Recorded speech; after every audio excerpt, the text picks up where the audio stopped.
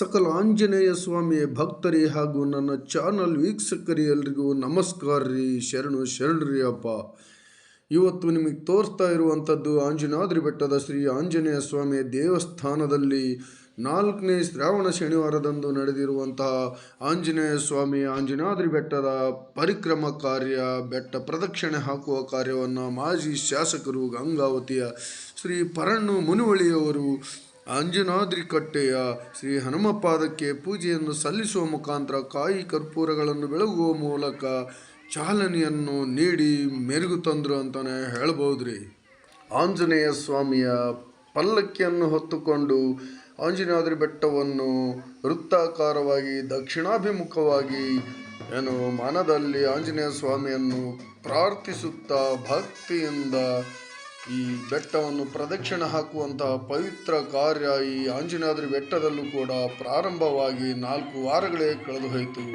ಇಡೀ ಭಾರತದಲ್ಲಿ ಇರುವಂಥದ್ದು 2 ಪವಿತ್ರ ಬೆಟ್ಟಗಳಿಗೆ ಈ ಬೆಟ್ಟ ಪ್ರದಕ್ಷಿಣೆಯ ಕಾರ್ಯ ವಿಶಿಷ್ಟ ಕಾರ್ಯ ಇರುವಂಥದ್ದು. ಅದರಲ್ಲಿ ತಮಿಳುನಾಡಿನ ಅಣ್ಣಾಮಲೈ ಬೆಟ್ಟದಲ್ಲಿ ಈ ಬೆಟ್ಟ ಪ್ರದಕ್ಷಿಣೆಯ ಕಾರ್ಯಕ್ರಮ ನಡೀತಿದ್ರೆ ಅದನ್ನು ಬಿಟ್ಟರೆ ಭಾರತದಲ್ಲಿ 2ನೇ ಸ್ಥಾನ ಇರುವಂಥದ್ದು ಶ್ರೀ ಆಂಜನಾದ್ರಿ ಬೆಟ್ಟಕ್ಕೆ ಅನ್ನುವಂಥದ್ದು ನಮ್ಮ ಈ ಕಿಷ್ಕಿಂಧ ಭಾಗದ ಭಕ್ತರಿಗೆ ಒಂದು ಖುಷಿ ತರುವ ವಿಚಾರ ಅಂತಲೇ ಹೇಳ್ಬೋದ್ರಿ.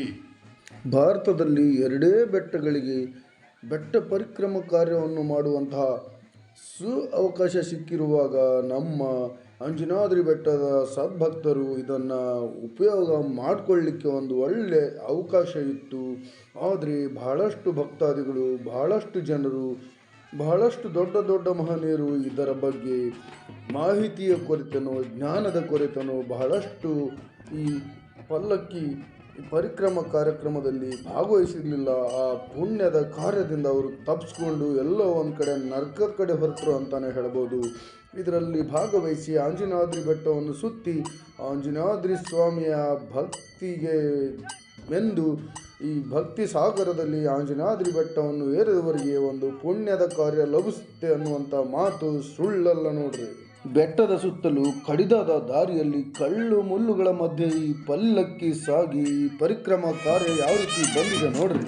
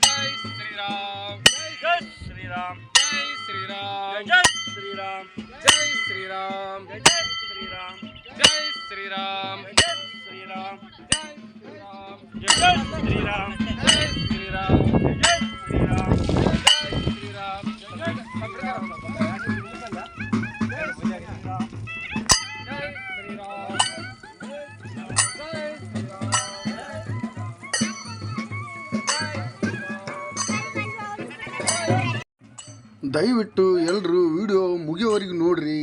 ಒಳ್ಳೆ ಸಂದೇಶ ಇದೆ ಈ ವಿಡಿಯೋದಲ್ಲಿ, ಒಳ್ಳೆ ಭಕ್ತಿ ಸುದೆ ಇದೆ. ಎಲ್ಲರೂ ಕಂಟಿನ್ಯೂ ಮಾಡಿ, ದಯವಿಟ್ಟು ಸ್ಕಿಪ್ ಮಾಡಬೇಡ್ರಿ. Jai Shri Ram,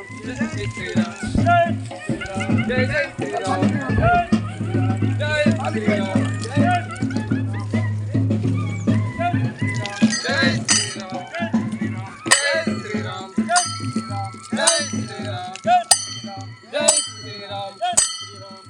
Shri Ram, Jai Shri Ram, Jai Shri Ram, Jai Shri Ram.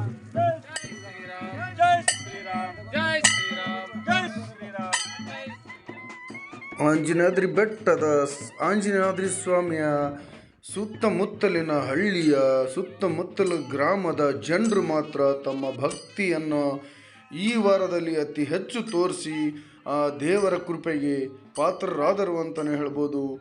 ಬೆಟ್ಟ ಗುಡ್ಡಗಳ ಮುಖಾಂತರ, ಹಳ್ಳ ಕೊಳ್ಳಗಳ ಮುಖಾಂತರ, ಕಲ್ಲು ಗುಂಡುಗಳ ಮುಳ್ಳುಗಳ ಮುಖಾಂತರ ಸಾಗಿದ ಈ ಆಂಜನಾದ್ರಿ ಸ್ವಾಮಿಯ ಬೆಟ್ಟ ಪ್ರದಕ್ಷಿಣೆ ಹಾಕುವ ಕಾರ್ಯ ನೀರು ನದಿ ಎನ್ನದೆ ದಾಟಿಕೊಂಡು ಹೋಗಿ ಆಂಜನಾದ್ರಿ ಬೆಟ್ಟವನ್ನು ಅಂದಾಜು 2-3 ಕಿಲೋಮೀಟರ್ವರೆಗೆ ನಡೆದು ಬಂದು ಈ ಪರಿಕ್ರಮ ಕಾರ್ಯದಲ್ಲಿ, ಪ್ರದಕ್ಷಿಣೆ ಕಾರ್ಯದಲ್ಲಿ ಮಹತ್ವದ ಪಾತ್ರ ವಹಿಸಿದ್ರು ಅಂತಲೇ ಹೇಳ್ಬೋದು. ಇದರ ಮುಖಾಂತರ ಆಂಜನಾದ್ರಿ ಸ್ವಾಮಿಯ ಪಾದಾರಂಧಗಳಿಗೆ ತಮ್ಮ ಭಕ್ತಿಯನ್ನು ಮುಡುಪಾಗಿ ತೋರಿಸಿದ್ರು ಅಂತಲೇ ಹೇಳ್ಬೋದ್ರಿ.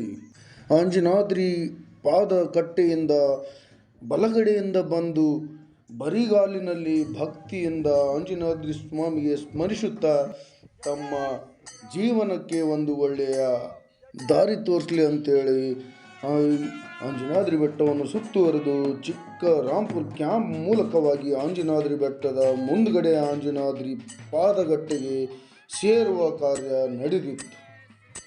ಜೀವನ ಶುದ್ಧಿಗಾಗಿ, ಆತ್ಮಶುದ್ಧಿಗಾಗಿ, ಮನಶುದ್ಧಿಗಾಗಿ, ಪಾಪ ನಾಶಕ್ಕಾಗಿ, ಒಳ್ಳೆಯ ಬುದ್ಧಿ ಕೊಳ್ಳೆ ಅಂಥೇಳಿ ಒಂದು ಆರೋಗ್ಯದ ಒಂದು ಮಹತ್ವದ ಈ ಆಂಜನಾದ್ರಿ ಬೆಟ್ಟದ ಪರಿಕ್ರಮ ಕಾರ್ಯಕ್ಕೆ ಸುತ್ತಮುತ್ತಲಿನ ಹಳ್ಳಿಯ ಎಲ್ಲ ಭಕ್ತಾದಿಗಳು ಪಾಲ್ಗೊಂಡು ಭಕ್ತಿಯಿಂದ ಮೆರೆದ್ರಂತಲೇ ಹೇಳ್ಬೋದ್ರಿ.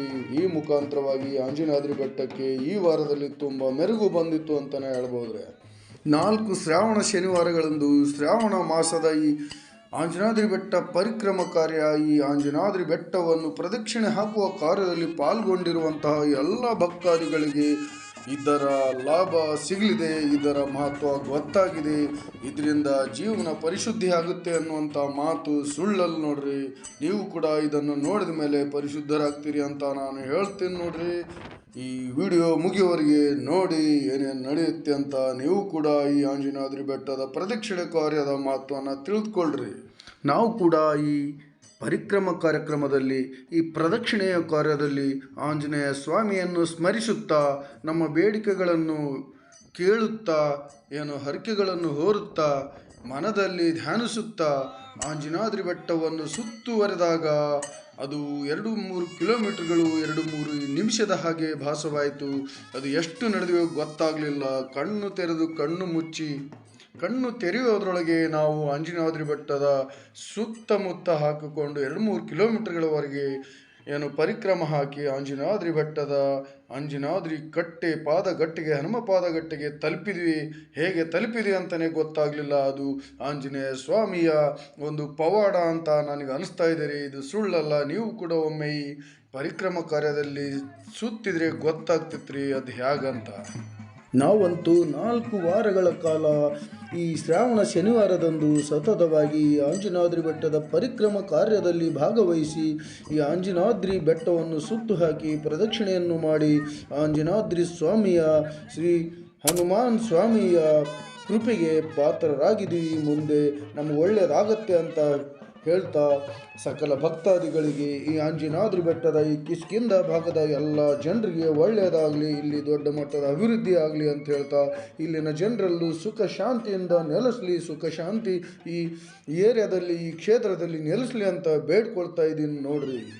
ಈ ಭಾಗದ ರಾಜಕಾರಣಿಗಳು ಎಲೆಕ್ಷನ್ ಸಮಯಗಳಲ್ಲಿ ಮಾತ್ರ ಶ್ರೀರಾಮ, ಶ್ರೀ ಆಂಜನೇಯ ಸ್ವಾಮಿಯ ಸ್ಮರಣೆಯನ್ನು ಮಾಡುತ್ತಾ ಜನರಲ್ಲಿ ಅದರ ಬಗ್ಗೆ ಭಕ್ತಿ ಭಾವವನ್ನು ಬಿತ್ತರಿಸುತ್ತಾ ಎಲೆಕ್ಷನ್ಗಳಲ್ಲಿ ಗೆದ್ದು ಬಿಡ್ತಾರೆ.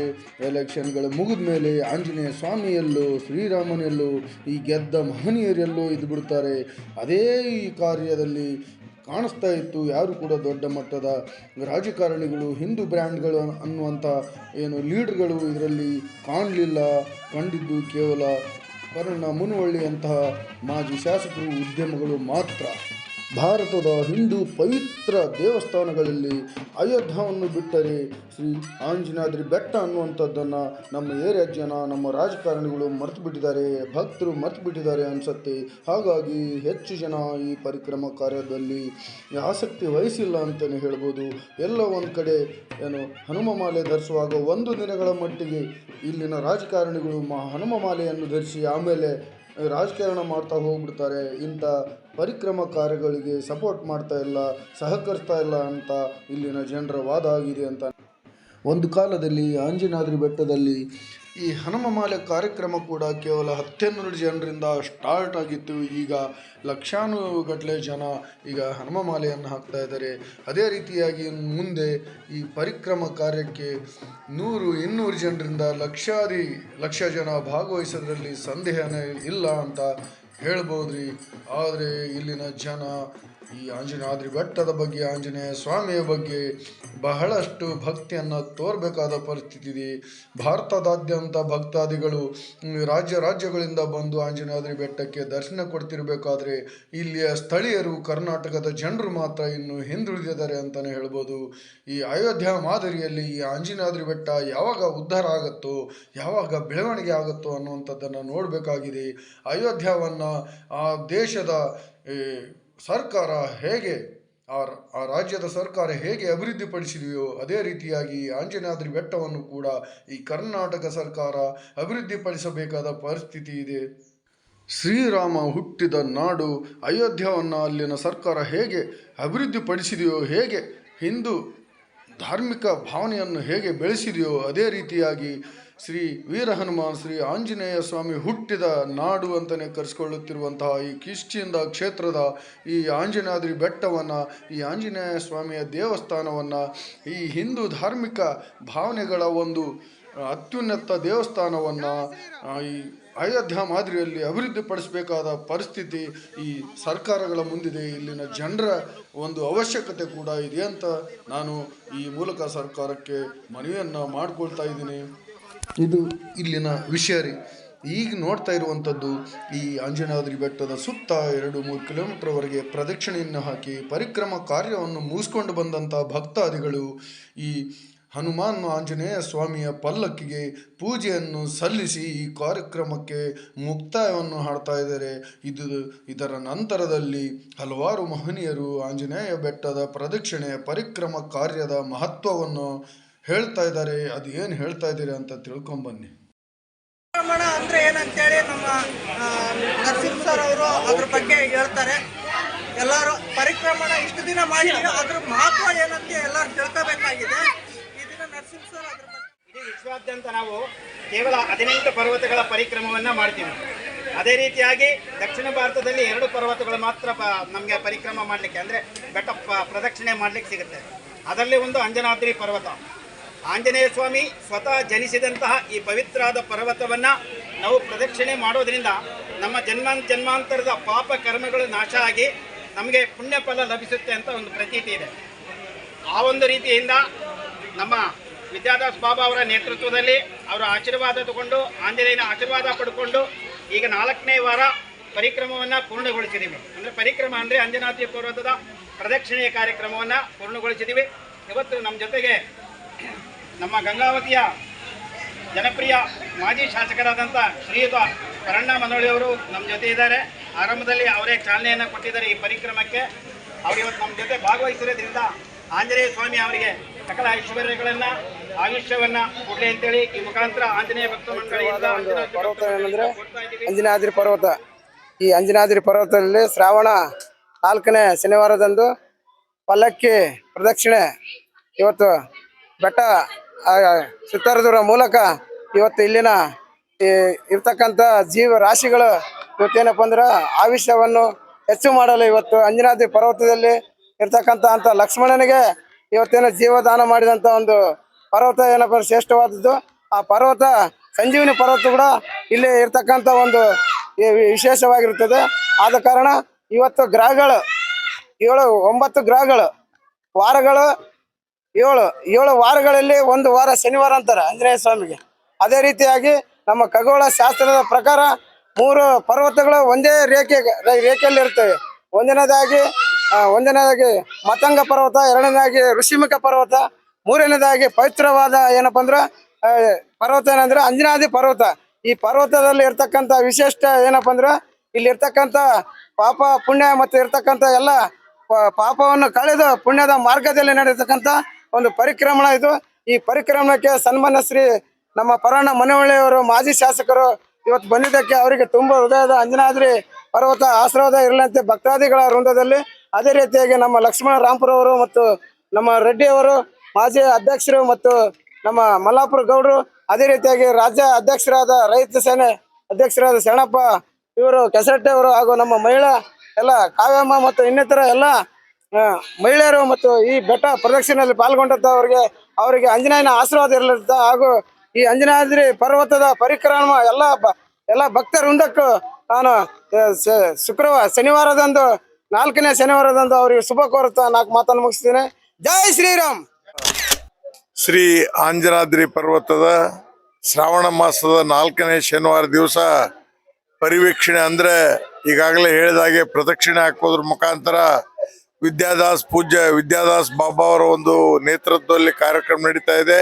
ಇವತ್ತು 4ನೇ ಶನಿವಾರ. ಇವತ್ತು 4 ವಾರಗಳ ಕಾಲ ಪ್ರದಕ್ಷಿಣೆ ಹಾಕೋದ್ರ ಮುಖಾಂತರ ಶ್ರೀ ಆಂಜನೇಯ ಸ್ವಾಮಿಯ ಎಲ್ಲರೂ ಸಹಿತ ಆಶೀರ್ವಾದವನ್ನು ಪಡೆದುಕೊಳ್ಳೋದ್ರ ಜೊತೆಗೆ ನಾವೆಲ್ಲ ಹೇಳ್ತೀವಿ, ಈಗ ಅಂಜನಾದ್ರಿ ಶ್ರೀ ಹನುಮದೇವರು ಜನಿಸಿದ ನಾಡು ನಮ್ಮ ಗಂಗಾವತಿ ಕಿಷ್ಕಿಂದೆ. ಆ ದಿಶೆಯಲ್ಲಿ ಇವತ್ತು ಶ್ರೀ ಆಂಜನೇಯ ಸ್ವಾಮಿ ಎಲ್ಲರಿಗೂ ಒಂದು ದೊಡ್ಡ ಶಕ್ತಿಯನ್ನು ನೀಡಲಿ, ಜೊತೆಗೆ ಈ ಭಾಗದ ರೈತರ ಸಮಸ್ಯೆಗಳಿಗೆ, ಈ ಭಾಗದ ಸಾರ್ವಜನಿಕರ ಸಮಸ್ಯೆಗಳಿಗೆ ಒಂದು ದೊಡ್ಡ ಶಕ್ತಿಯಾಗಿ ವರವನ್ನು ನೀಡಲಿ ಅನ್ನುವಂಥ ಮಾತನ್ನು ಈ ಸಂದರ್ಭದಲ್ಲಿ ಹೇಳೋದ್ರ ಜೊತೆಗೆ ಅಂಜನಾದ್ರಿ ಪರ್ವತ ಈಗಾಗಲೇ ನಮ್ಮವರೇ ಹೇಳಿದಾಗೆ ಇದೊಂದು ಪವಿತ್ರವಾದಂಥ ಯಾತ್ರಾ ಸ್ಥಳ. ಇನ್ನೂ ಅಭಿವೃದ್ಧಿ ಹೆಚ್ಚಿನ ರೀತಿಯಲ್ಲಿ ಆಗಲಿ, ಎಲ್ಲ ಜನಪ್ರತಿನಿಧಿಗಳು ಕೂಡಿಕೊಂಡು ಆದಷ್ಟು ಬೇಗನೆ ಅಭಿವೃದ್ಧಿ ಕಾರ್ಯವನ್ನ ಶ್ರೀ ಅಂಜನಾದ್ರಿ ಪರ್ವತದ ಒಂದು ಅಂಜನಾದ್ರಿ ಏನು ಅಭಿವೃದ್ಧಿ ಕಾರ್ಯವನ್ನು ಬೇಗನೆ ಮಾಡಲಿ ಅನ್ನುವಂಥ ಮಾತನ್ನು ಈ ಸಂದರ್ಭದಲ್ಲಿ ಹೇಳಿ ಎಲ್ಲರಿಗೂ ಸಹಿತ ಶ್ರೀ ಹನುಮದೇವರು ಆಶೀರ್ವಾದವನ್ನು ನೀಡಲಿ ಅನ್ನುವಂಥ ಮಾತನ್ನು ಹೇಳಿ ನಾನು 2 ಮಾತು ಮುಗಿಸ್ತೇನೆ. ಇಲ್ಲಿ ನಾವು ಹನುಮನ ಜನ್ಮಸ್ಥಳದಲ್ಲಿ ಇದ್ದಂಥವ್ರು ನಾವು ಪುಣ್ಯವಂತರಂತೇಳಿ ಇಷ್ಟ ಸಂದರ್ಭದಲ್ಲಿ ಹೇಳ್ತಾ ನಮ್ಮ ನಿಕಟಪೂರ್ವ ಶಾಸಕರಿಗೆ ಸಹಿತ ಈ ಸಂದರ್ಭದಲ್ಲಿ ಧನ್ಯವಾದಗಳನ್ನ ಅರ್ಪಿಸ್ತಾರೆ.